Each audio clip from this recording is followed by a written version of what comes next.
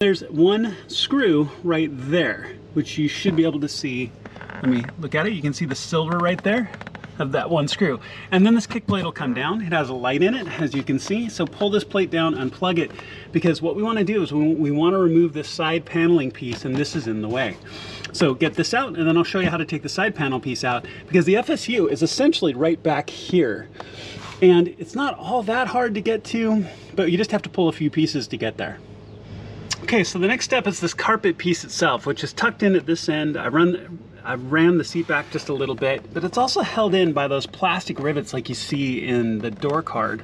So what you want to do is kind of reach up and get your fingers over the top and pull. Now, I had the middle one already let go, and I just touched this a second ago, but as you can see, it's that simple and it's out. And now you can see the plastic rivets that help hold this in place.